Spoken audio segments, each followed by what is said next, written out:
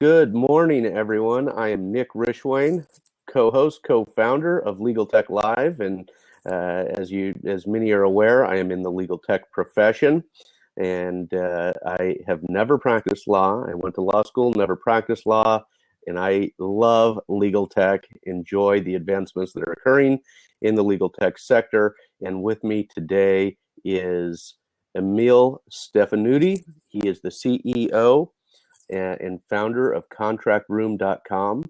And Emil, ContractRoom, it has some bullet points that are really great on their homepage for killing annoying red lines and emails, build perfect documents 10 times faster, keep everyone 100% on track, and use past data to agree smarter.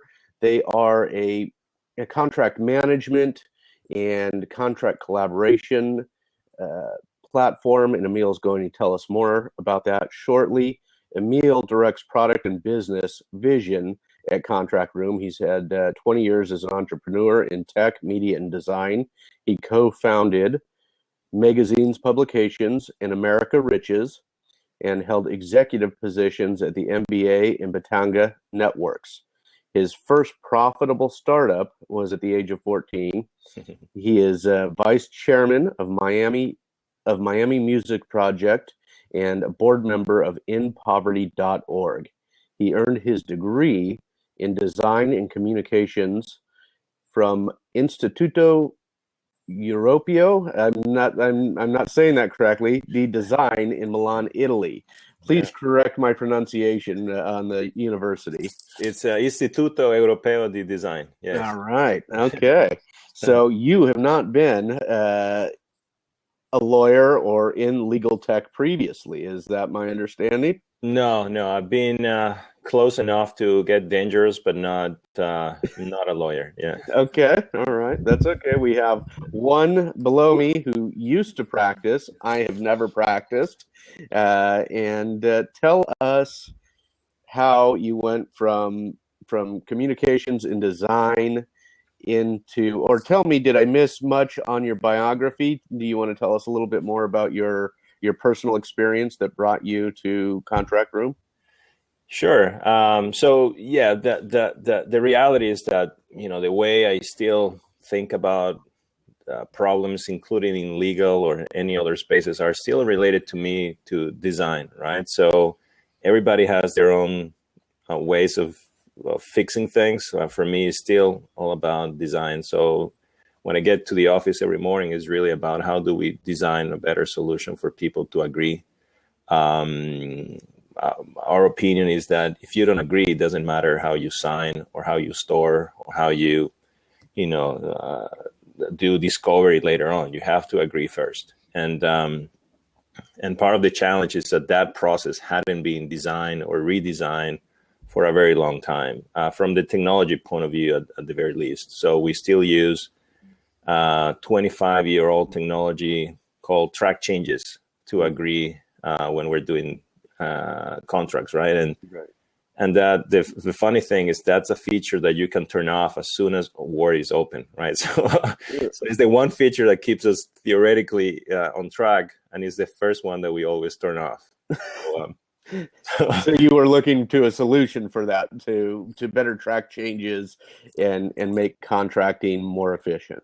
Absolutely, and there was kind of a transition from my days in pure design, and then progressively more to technology and media, and I remember then being on the sales side, on the business development side, and getting introduced into this beautiful world of contracts. And it not making sense to me, right? Maybe because I'm not a lawyer, and it just seemed very disjointed, very inefficient, and I think on top of that, to me the biggest problem was the experience was just awful, right? So I couldn't find anybody who said, I love this, right? I love the way we redline. I love the way we go through endless ping pong matches of redline documents, right? Right. I used to be red, now I'm blue and whatever. So, so that's what became kind of our mission to see how we could redesign that and make make it a little more happy as a process. And don't feel bad. A lot of lawyers don't understand contracts either. So you're not alone. And sorry for jumping in late. Hi. Hi, Nicole. Thank you for being here. Thank you for the late notice.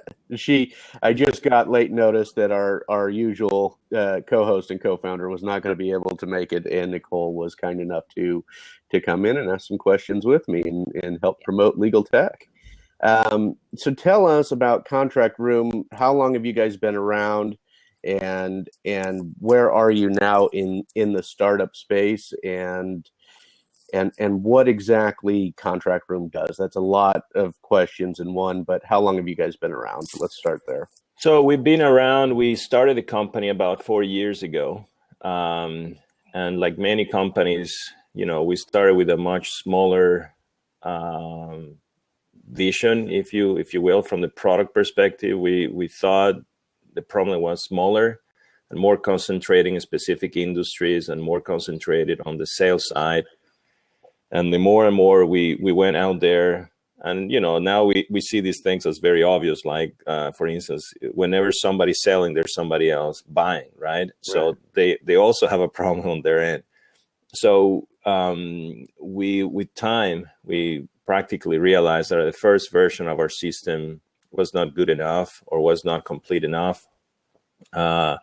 We realized, that there were more important things in the process that's just generating the document and getting it signed. So that has been our journey for the last, 2.5 years, is redesign the entire experience, redesign redesign it in a way where, anybody selling or buying or hiring or recording can also have the benefits of the technology we're putting together, which essentially does four main things. And the main one is facilitating or streamlining the collaboration process to agree with your team members and your counterparties. That's the whole point about getting as few as possible right lines in there, and just have to do everything with the emailing. The second thing is automating drafting. So that a lot of the copying and pasting that happens today with standard agreements, can be done by a machine that can learn about the process and make no mistakes.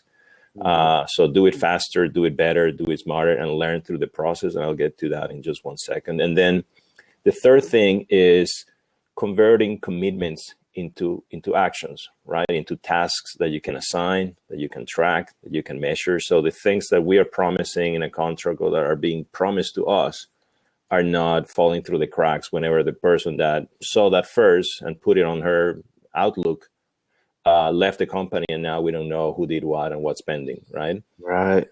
Unbelievable how many even huge corporations still dealing with, when is this contract supposed to be renewed and who's going to do it and why wasn't it done and now we're in trouble type of situations, right? Right. So the fourth thing, and actually to me the most exciting and the most innovative of all, is the ability to capture data from the entire process end to end.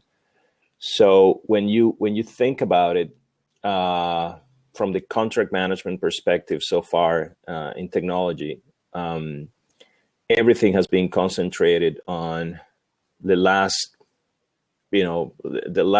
information you have, which is the contract. So it's whatever shows up in the contract is what we capture in terms of data, right? Mm-hmm. And that's like you watching the last 5 minutes of a movie. It might be awesome, but it doesn't tell you how we got there, right? Right.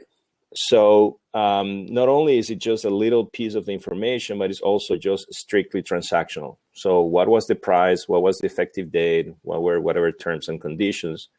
But it doesn't tell you, who said what and when, how this contract compares to all other contracts we've done in the past. And that to us, it's where a big opportunity was. So we've added a behavioral component to this data, right? So now it's no longer, what did we agree on, but it's also, how from the beginning, from the moment somebody starts a proposal or an RFP, down to the way we collaborate and gain consensus internally, to how we agree with the counterparty, and everything that happens after we've signed. So that's really interesting, because the behaviors that got you to that point, and Nicole, you can appreciate this, I'm sure, but what they always talk about, the contract reflecting, is the meeting of the minds, right? And it sounds like you're giving us a way to now show what the meetings of the mind were in the process. That's exactly right, and it's very interesting when you start talking to so many, and I know you guys know a ton of them, of these consultants that are coming and fixing your contracting process, but all they see is the contract. So how do you know what the process was? So now finally you can have visibility over how did it happen. So we started with 120,000, we ended up closing at 85. How did we get there? How common is this, right? Was this a good deal or a bad deal? Who are the people internally and externally that are slowing us down? What sections are getting us stuck? Do we even care about those sections enough to have, the content of those sections delay our process by 40% every time we do a deal, right? So contracts are not done by paper. Contracts are done by people, and those people have behaviors that now we can track and that we can analyze, so that hopefully with that data now you can make better decisions. So imagine, again, being able to see not only how you've done contracts in the past, but how everyone else in your company has done it before you. And I keep joking about this, right? So, for instance, I've been traveling a lot, right, in the last few weeks for business. And, granted, I'm away from home all the time. And then yesterday, Friday, I come back from New York, and I go to my wife. I say, "Hey, honey, do you want to go out for dinner?" Right? I mean, I tried to pick up or get any points, right? Mm-hmm. And she says, just like any other spouse would say, "Oh, sure, where do you want to go?" And that was the toughest negotiation I had all month, right? Right. So essentially, it's like, what if you could have technology that could tell you, listen, Nick, the right answer to this question is 99% whatever you want to go there, right? And that means that your chances of sleeping in the couch are reduced by 40%. You're going to spend less time arguing. You're going to spend possibly even less money having to pay off all the stupidity that you said. So essentially, it's really, we're doing that for business. Like, how have others agreed in the past? What has worked? What hasn't worked? So you have a little more context before you make a decision, right? Excellent. That's Nicole, did you have something? I have a you comment, look like you have a couple of questions. I'm glad. I have a few, but I'm taking your lead. You lead in this one, but here's what I think about Nick, and when maybe you can remember back from law school, but I'm thinking the parole evidence rule. That's the first thing that comes to mind, which says that anything beyond just, depending on what kind of contract, but we can't really look at anything else other than what's on this paper. Right. Contract. So I think for statistical reasons, analytical reasons, I think it would be good to see the behavior of how this contract came about. And like you said, just prior people who have negotiated this. But I wonder if there was ever any kind of litigation surrounding this contract, if any of that stuff would matter. I don't know, but that's a good, it would be interesting to see, because normally it's the final product of the contract that ends up in litigation. But I think that's how I've always understood it. And then anything before that.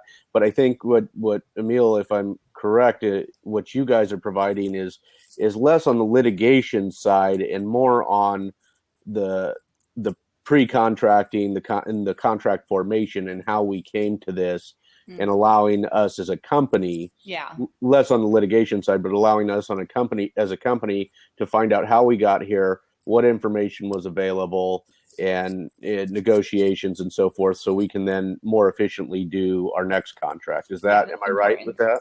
Yeah, I mean, I think for us, it comes down mainly about three things: productivity, control, and intelligence, right? So can we do the things we do much faster? Can we spend less time arguing about red lines or trying to even figure out what's going on and what's spending on whom?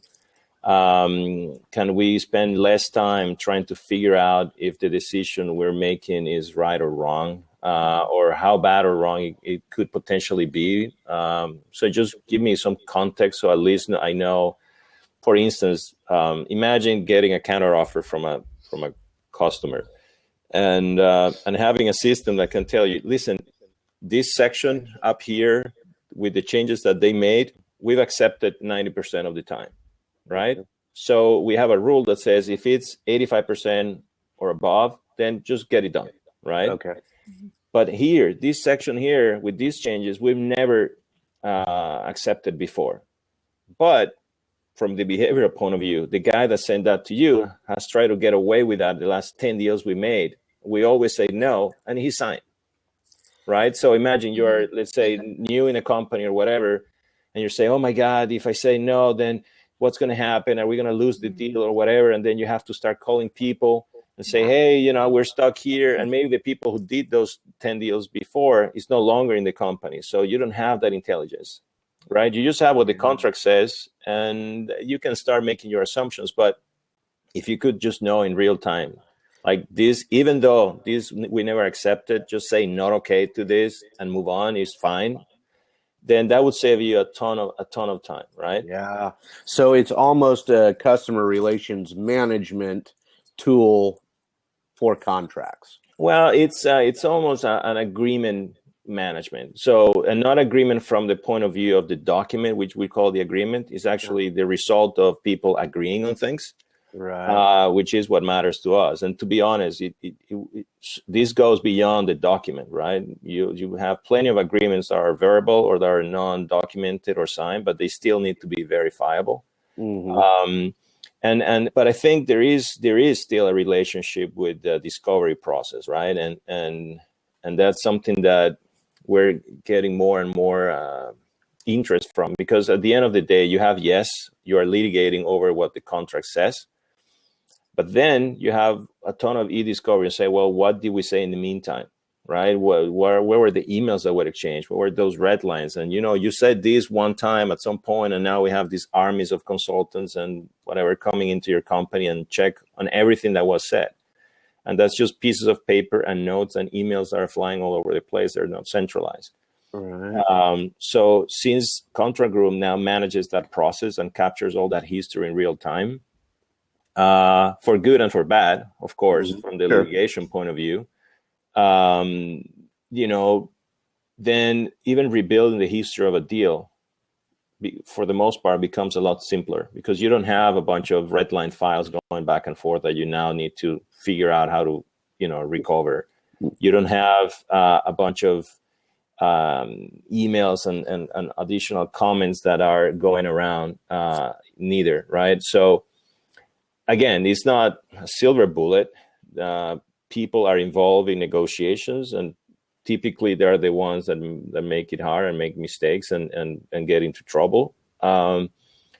We can do a lot to just rebuild what happened and who said what very quickly. So at least you don't have, if you're in that position, sorry for you, it's fine. But at least now you just click on a button and it tells you this is exactly who said what and when. And it's all in one centralized area. That's it. Yeah. Yeah. So do you mind if you, can you please walk us through how it works exactly?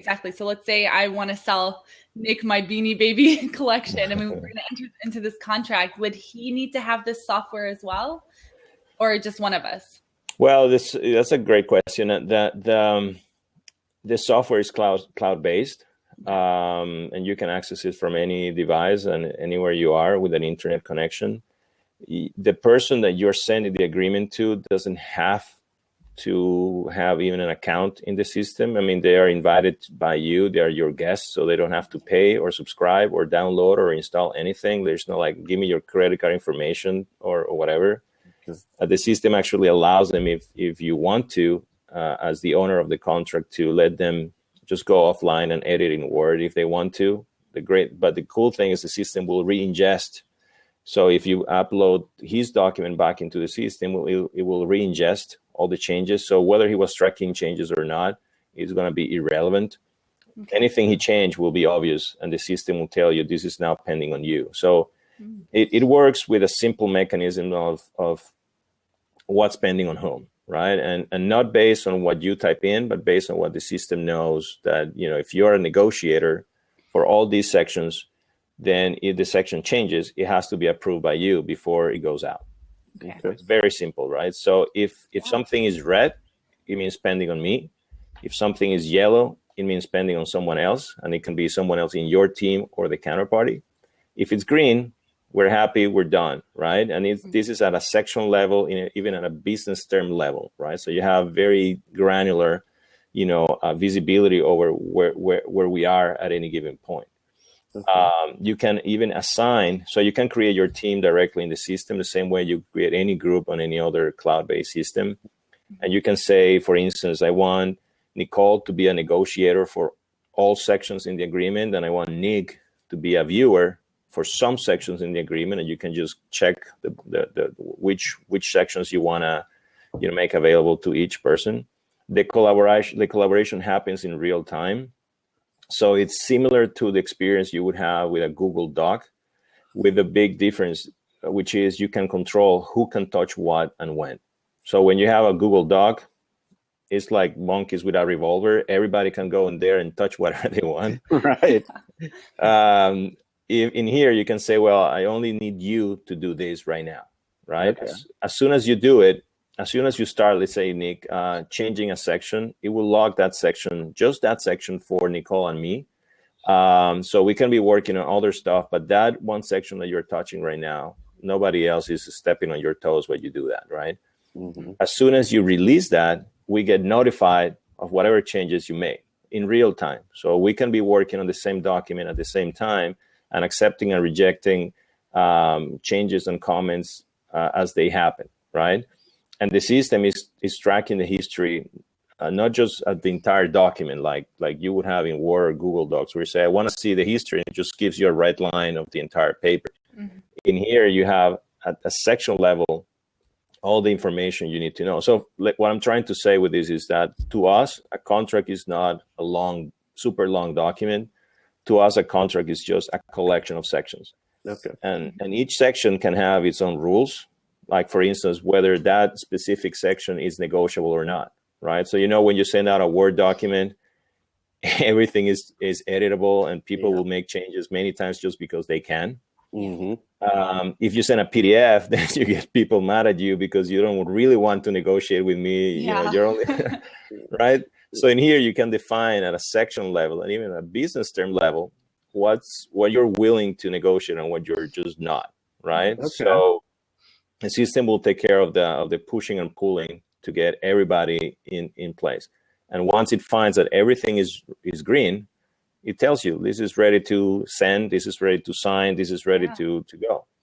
Nice. I like that. If in the meantime, the system detects based on the rules that you define with simple configuration, no coding or anything needed, so it's something that anyone can do, that there is a rule. So for instance, we said, price just went from 85,000 to 100,000, and we have a rule that says if the contract is 100,000 or above, it has to be approved by these people, one person or multiple people in a specific order or on any order. So the system will take care of that and notify those people, bring them in. They just click OK, not OK, and it just keeps everybody kind of moving forward without any emails being, sent out. Mm-hmm. Excellent. And I do want to change the direction here now. Sure. And tell us a little bit about who your customers are, what market you're going after. Good now. Question. So we've let me start by saying that we found this problem to be universal, which has been obviously from the sales point of view, like defining the go-to-market strategy at the beginning, maybe a couple of years ago, to say, well, where do we start, right? We thought, maybe it was going to be harder to get through big corporations and a lot more natural to get into smaller type of companies. We were wrong. The reality is we have very big companies using the system now or starting to use it, including companies in the Fortune 20 that have very high volumes of standard agreements they do for repeatable business transactions. So MSAs, SOWs, NDAs, consulting agreements, you name it, which they have very, very high volumes of these contracts created every year, and they just get inundated with a ton of inefficiencies, right? So we have clients right now from, like I said, Fortune 20 to smaller companies that have less problems with volume, but more problems with just the amount of people they have to do things, right? So they cannot afford spending, 3 weeks to get an NDA signed, right? And not know, what's happening. Is the guy not responding because he didn't get the email? Is he not responding because he doesn't care? Is he not responding because he's sick, right? So at least knowing who is this depending on, having a system that is notifying or reminding people to do things. So you don't even have to be the one poking them and saying, hey, I've been waiting for the last 3 weeks or whatever. You have a system that can do that for you. And so it saves you some embarrassment sometimes. That's a nice feature, because when you're the person continuously following up, you're afraid that you're annoying them, or that or that this your constant reminders may actually affect whether or not this goes forward. That's right. Yeah, so that's nice. So in terms of industries, Nick, we have clients in technology, in healthcare, in financial services, in the law. No one in the legal profession. We don't have any law firms that are our clients yet, and to be honest, we haven't really gone after law firms very strongly yet. I mean, I think that people who make money by the hour, mostly. So they work slower. No, that's not what I'm saying. I'm saying that we will say it. Yeah, we'll say it. No, but what I'm trying to say is that we found a very natural fit on the corporate side, on the inside counsel, where especially now with this, a lot of these very smart people getting more involved in legal operations and how do we make this process better. That has been great for us. I mean, because we're not just this crazy group of people saying that this could be done better and that we have to agree in a much nicer, faster way. There is a whole movement now to say, yes, this has to change. This has to get better. And so we'll be super happy to start, going after law firms. I think we will get there for sure. I think it's just a matter of time, whether we want it or not. It's going to happen. Right. Well, it'll be interesting to see who you're able, in the legal profession at least, who you're able to target, because I found that solos and small firms are the ones who are most willing to experiment and to, I guess, adopt technology in general. But the big law firms are probably the ones who would benefit from this the most, I guess, or who would use it the most. So it'll be interesting to see who you're able to kind of get. No, we have 7 conversations going, right? And they're still more experimental, as you would expect. The adoption is going to take longer. Yeah. We have conversations at kind of both ends of the spectrum that you just described. And absolutely, some of them are really going after how do we make this craziness a little easier to manage or visualize, at least. And the smaller companies, smaller firms are actually looking even for an edge. Like, how do we differentiate ourselves? How do we make it, easier for a potential client to say, these guys have this technology to do it. Maybe we should go with them, right? Yeah. So it's interesting. I agree with you. Unfortunately, I don't have enough data yet to tell you what's going to happen. But I will share with you as soon as we have any updates. Keep me posted. It'll be interesting to see, because that Nicole and I are sort of the same mind, that law firms and lawyers are reluctant to adopt new technology, and those younger generation lawyers are more willing to adopt. But it needs to happen and it needs to change because the practice of law is changing significantly from big law on down. There is the costs of hiring a lawyer have become so overwhelming, and since 2008, there's been a drastic change in what the client is willing to pay for, and that's why you see a lot of mergers and acquisitions at the big law level and a lot of downsizing. So these types of technological advances are going to be quite helpful. Did you have another question, Nicole? I have, but it's shifting away from, you said something in the introduction that I wanted to ask about. So it's kind of shifting away from where we are now. So if you want to go ahead and finish. Yeah, I'll ask one more right now. Yeah. We generally, Emil, this is, it goes for about 40 to 45 minutes. So we got about 10 or 15 more minutes here. And I wanted to know about competitors. Who are your main competitors as ContractRoom? What you're willing to share on that? Sure. I mean, we have competitors in different spots in the kind of the ecosystem, right? So when you think about contracting and you go from the very beginning, when somebody starts a proposal down to when we, chew on it internally on our group, and then it goes to the counterparty, and then we have a contract and so on and so forth, and analytics and signatures and repositories and you name it. So the landscape has a lot of different steps, right?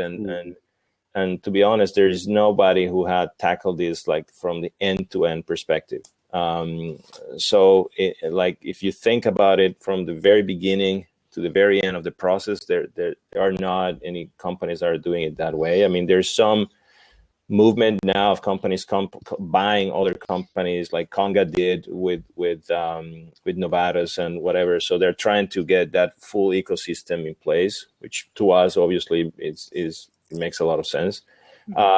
So on the document build up, of course, there is several companies that do either document assembly, like the folks of Contract Express, or any kind of document drafting from Word down to Google, down to whatever tools you may be using, Tinderbox or whatever. And then there's a big gap though in how you negotiate, right? In the negotiation space, we haven't found anybody who's really competing with us in terms of how do we make that process better. So still, all these tools will generate either a Word document or a PDF that you still have to email out, and then go into your battles on your own. And then all of a sudden you have this agreement, and now, yes, we go back to DocuSign or EcoSign for signature, or HelloSign, or you name it. There is a lot of them. Repository, whether you're using SharePoint or you're using, Box or Dropbox or whatever, which are, you could say they're not really competitors. Even though we have a repository, we don't see ourselves as a repository business or an e-signature business. We don't care about how people sign so much. I mean, we just want to make sure that they agree before so they can sign something. I just thought of something interesting. Do you see this company maybe in the near future, at some point in the future, integrating lawyer assistance where they can, if a client who's using this needs some negotiation assistance, they can just hit a button and call up a lawyer or something like that? Yeah, and we have some discussions already going on with companies that are, kind of in our neck of the woods in Silicon Valley that have, that kind of model. So yes, it's a good question, and I don't have to tell you, you're the lawyer in this conversation, that comes with its own set of issues, right? Sure. And again, a lot of our clients are in these big corporations where they have attorneys and whatever. So yes, I think for the smaller user, then absolutely makes a ton of sense, and we hear that a lot. Yeah. It's going to be hard to propose to a Fortune 100 company saying, "Hey, do you need help from an outside counsel that you don't know already?" Right. Right. But that is, I think that's a great question, Nicole, because for the smaller operations who begin this, that will be, all right, well, we've put it all together on our end now. Boy, it sure would be great to get an attorney who can now review it and help us finalize things or something to that effect. Sure. Yeah. Nicole, you had a question from the beginning. I want to hear this. Right. I mean, I don't know. It's not that great, but you mentioned that you've been an entrepreneur since you were 14, and I wanted to know what you were doing at 14. Well, it's funny. I was this little kid. I grew up in Caracas in Venezuela. A very good friend of mine, we were just 13, 14-year-old kids. His sister, I was madly in love with his sister that was just 6 years older than me, right? So no chance whatsoever, right?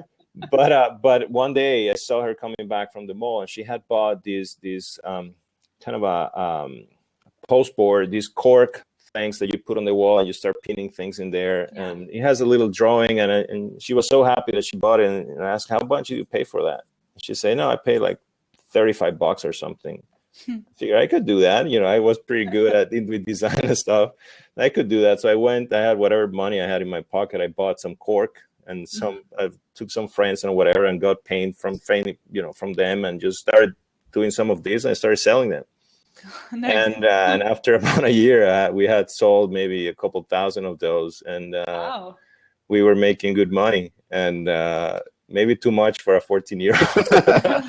but yeah, it was my first business. I didn't know, of course, what entrepreneurship was. I didn't do it for the money. I did it for I guess for what the right reasons are for any business to start. Is there was a need, there was a market, and I had the tools to do it. I had a ton of fun doing it, and that's what business should be all about. Yeah, that's great. That is great. Yeah. And so, with our last few minutes here, thank you for doing this. This is that you are the first contract management firm who we've had on the show, and I think this is, and you are pretty unique in the end-to-end on the pre-contract, the formation, and in the post-contract timing. I think one of the things I want you to comment on is one of the links that I put in here. You have 19 blog posts on the site about happy contracting, and I think that is a great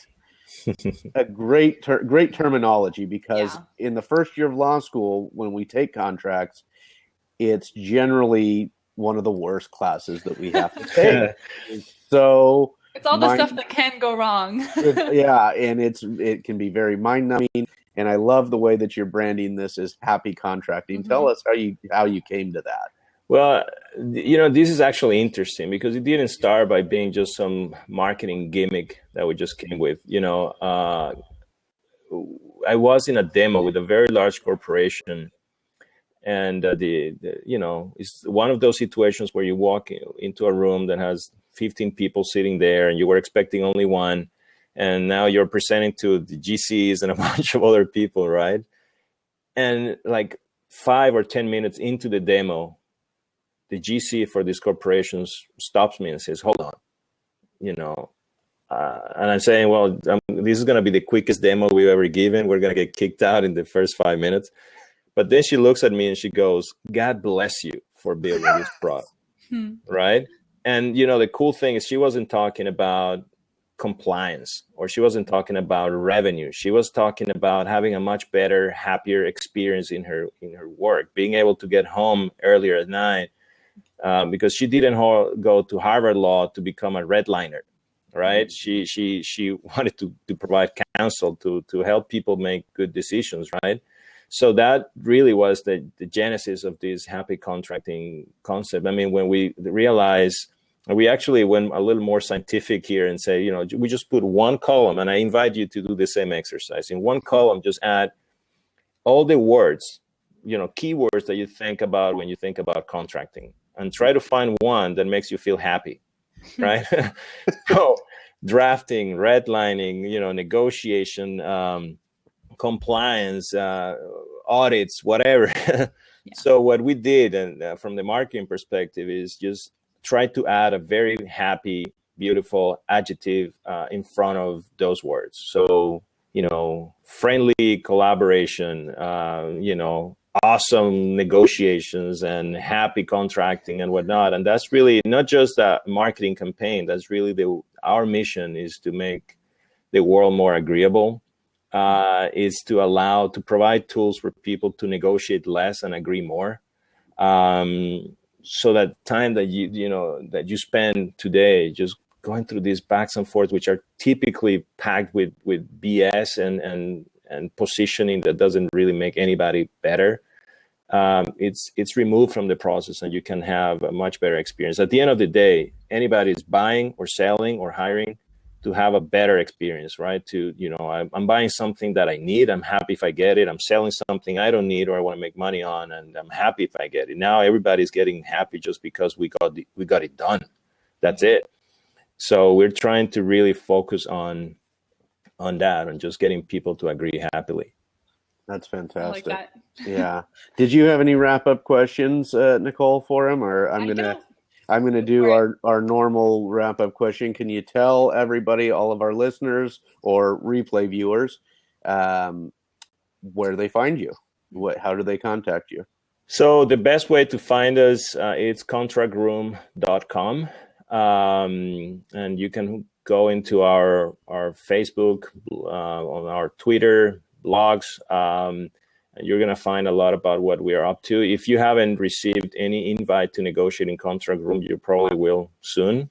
So we're hoping. We're getting more and more people that get invited in. So when you get an email saying you've been invited to negotiating Contract Room, don't be afraid. It's going to make your life easier. Okay. It doesn't matter how long you've been a lawyer. Just give it a try. Yeah. It's good. I think anybody who is suffering from the pain of slow, inefficient contracting processes we'll be happy to give him a demo to show them the system and see how this is working for others, and it could work for them. Excellent. Thank you for that. And the last question, as Ivan and I regularly ask, how can LegalTechLIVE, how can we help you? I won't commit Nicole to this since she's. I will commit myself. Not a problem. How can we help Contract Room to move their mission forward? I think, to be honest, you're doing already a lot, and I appreciate the work you guys do. I think it is, again, back to, can we all collectively think about how do we make this process happier? I think it will come natural for them when they start looking for tools to make that happen. You probably won't find many other things, so come to us. So that would be enough. But I think conceptually, as human beings, as professionals, we just want to have a better time when we're doing deals, right? So the more we can promote these concepts, the more we can talk about how we redesign agreement and how we get things done. That's what you guys are already doing. So that works for us, to be honest. The more people are thinking that way, and it's not just how many hours am I going to rack up by just redlining this stuff and changing shells into wheels, the better we will all be as people, Yeah, that's right. Well, that's wonderful. That's a great, I love the mission. I really love what you guys are doing. I thank you. Our guest today was Emil Stefanutti, CEO of Contract Room, and my co-host today. Would you like to say? Yeah, just thank you. No, I think you have something great on your hands, and I really hope that you are able to spread this mission of making people more agreeable, because that's what's lacking in this world. So thank you. Thank you, Nicole and Nick. It was fun to spend some time with you guys. Thank you. And thanks again to my last minute co-host, Nicole Abboud. I'm Nick Rishwain. This is Legal Tech Live, and we'll see you guys next time.